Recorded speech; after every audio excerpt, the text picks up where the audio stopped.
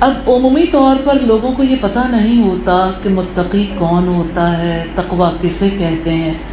میں سادگی کے ساتھ اس بات کو ضرور سمجھانا چاہوں گی۔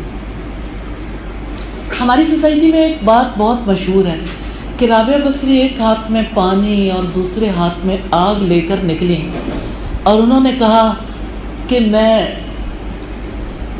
اللہ کی آگ کو اپنے پانی سے بجھا دوں اور جنت کو آگ لگا دوں کہ لوگ اس کے لیے کام نہ کریں، لوگ اللہ تعالیٰ کے لیے کام کریں۔ لیکن اللہ پاک نے ہمیں یہ طریقہ نہیں بتایا، بلکہ ہم سے مطالبہ کیا ہے، ہمیں انٹروڈیوس کروایا ہے پنشمنٹ اینڈ ریوارڈ کو، فزیکلی مادی ریوارڈ، مادی طور پر پنشمنٹ کو، سزا اور جزا کا تصور۔ اور اللہ تعالیٰ کی ہم سے توقع ہے ہم جو کام کریں، جو کام بھی، عبادت ہو، خلق ہو، باہمی تعلقات ہوں، زندگی کا کوئی کام، ہم اللہ تعالیٰ سے ثواب کی امید رکھ کر کریں۔ اگر کوئی ثواب کی امید نہیں رکھتا تو وہ متقی نہیں ہے۔ ثواب کی امید رکھنا ہی نیکی ہے۔ شیخ الاسلام امام ابن تیمیہ نے تقویٰ کی تعریف کی ہے کہ اللہ تعالیٰ سے ثواب کی امید رکھ کر اس کی اطاعت کے کام کرنا اور اس کے عذاب کے خوف سے ان کاموں سے رک جانا جن سے اللہ تعالیٰ نے روکا ہے۔ تو اب دیکھیے تقویٰ کی بات آپ کو سمجھ آئی کہ اللہ تعالیٰ سے ثواب کی امید رکھ کر کام کرنا ہے۔ جیسے آپ اسمائل پاس کرتے ہیں، میں سادہ سی بات کرتی ہوں، تو آپ تو اس لیے اسمائل پاس کرتے ہیں کہ آپ کے سامنے جو فرد ہے آپ اس کو جیسر دینا چاہتے ہیں کہ میں آپ کو دیکھ کر خوش ہوئی ہوں۔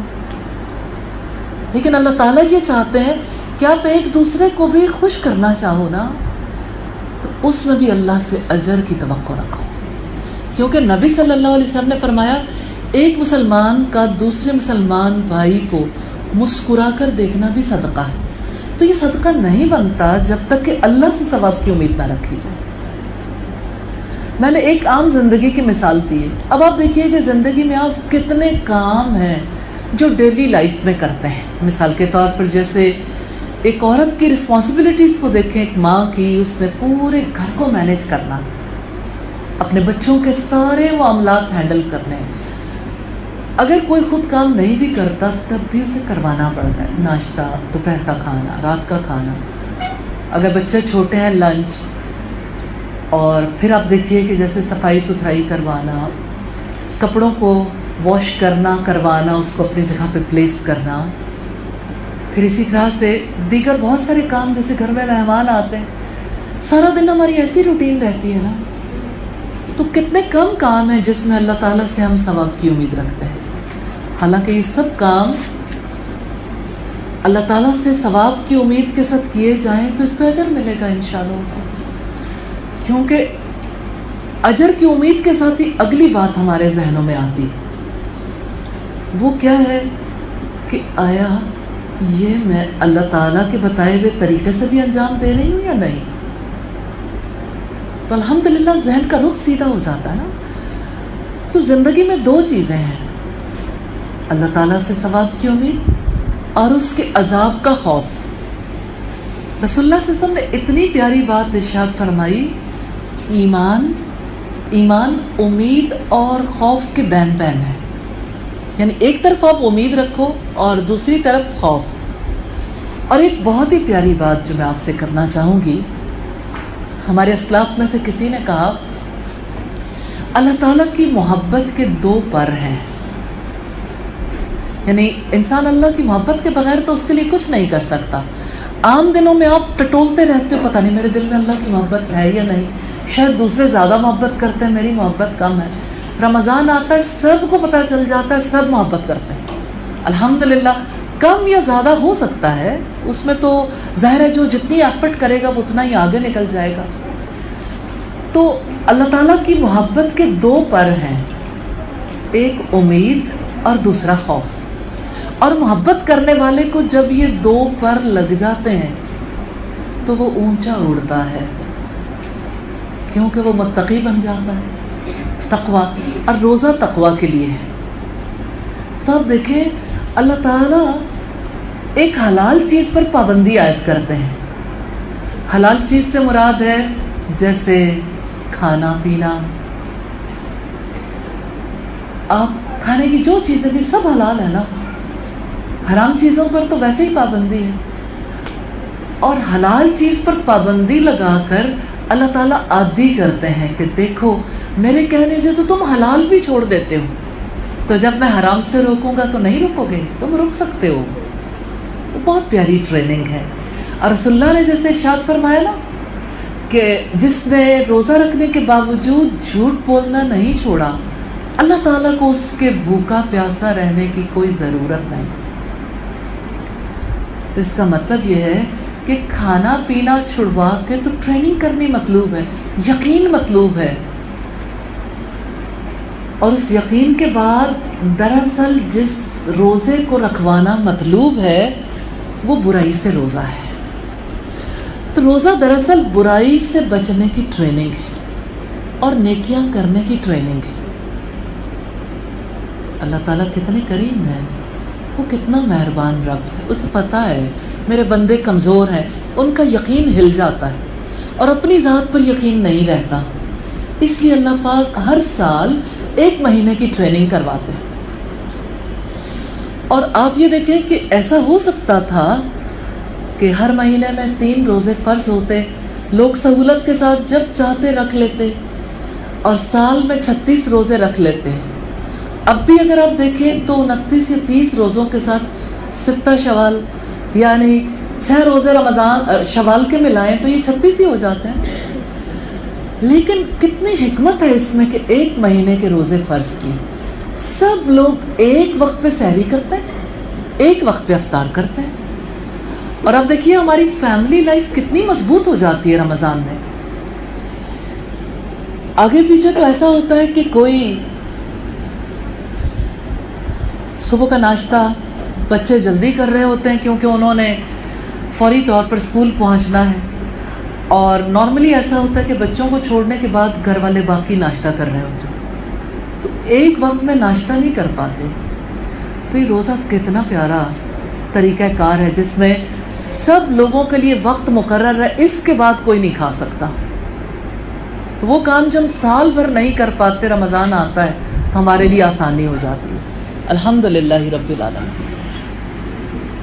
دوسری بات یہ ہے کہ جو رات کا کھانا ہے نا اس کے لیے بھی وقت مقرر ہے کہ آپ نے جب روزہ کھولنا ہے وہ سب کے لیے ایک وقت ہوتا ہے.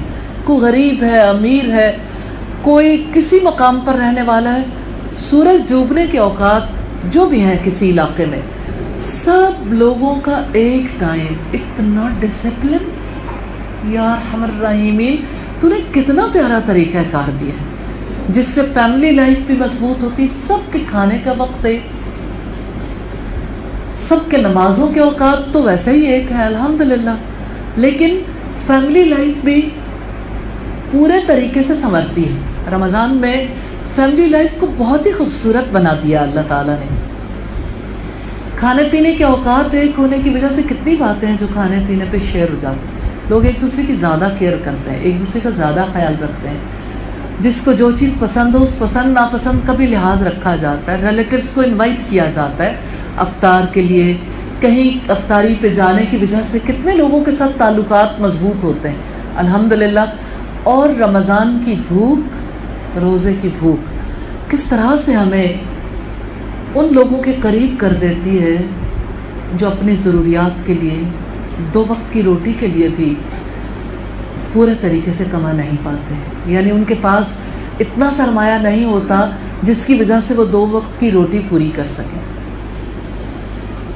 ہر شخص بھوک کا ایکسپیرینس کرتا ہے، پیاس کا ایکسپیرینس کرتا ہے. اللہ تعالیٰ کا یہ کتنا بڑا احسان ہے، کیسا تجربہ. صبح صادق سے لے کے غروب آفتاب تک سب تجرباتی حالت میں ہوتے ہیں، اور کوئی کتنا ہی سنگ دل ہو اسے دوسرے کی بھوک کا احساس ہو جاتا ہے۔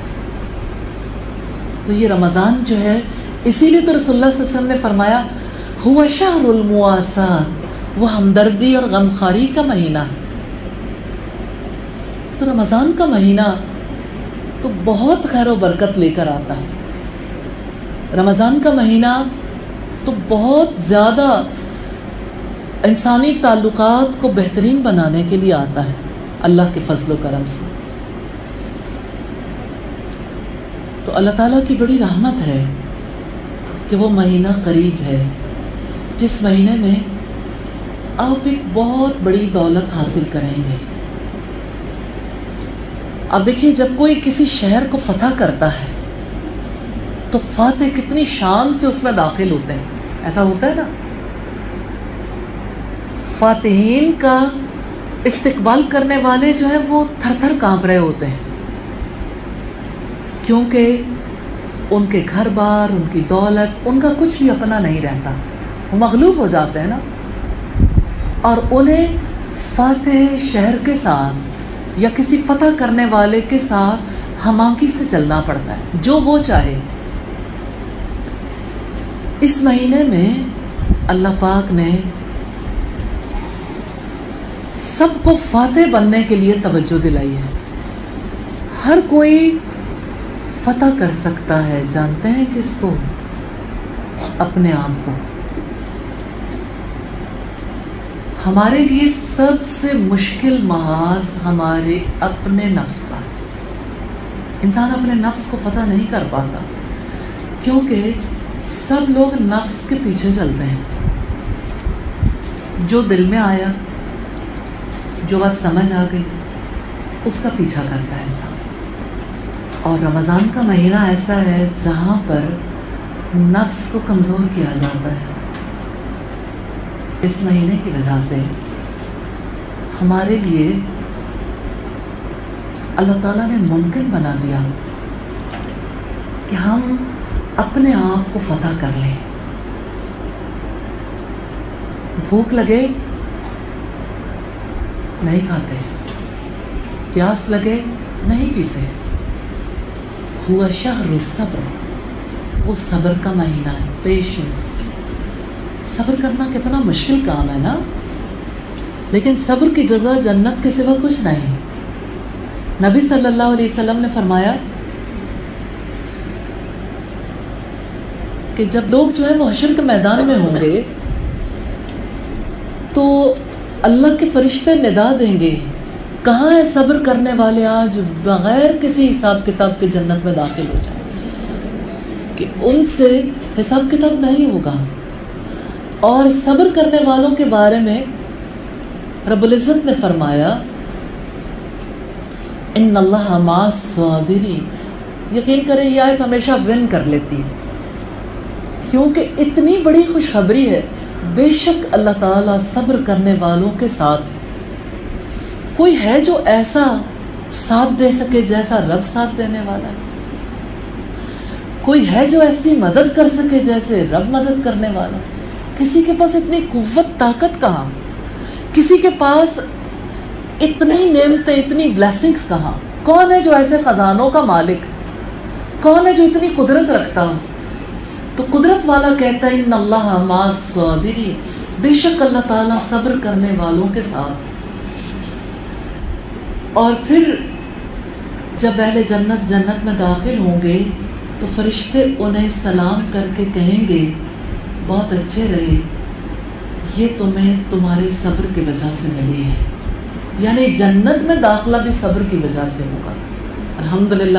لیکن ہم اپنی سوسائٹی کا کیا کریں جہاں سارے لوگ سمجھتے ہیں کہ صبر صرف لفظ کا نام ہے، کہنے کا نام ہے، حالانکہ صبر ایک عمل ہے۔ ہمارے یہاں علم تو حاصل کیا جاتا ہے، عمل نہیں سیکھا جاتا۔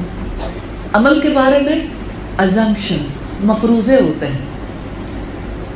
تو اللہ کتنا مہربان ہے، اس نے ایک پورا مہینہ میں ایسا دیا ہے جہاں صبر کی ٹریننگ ہوتی ہے.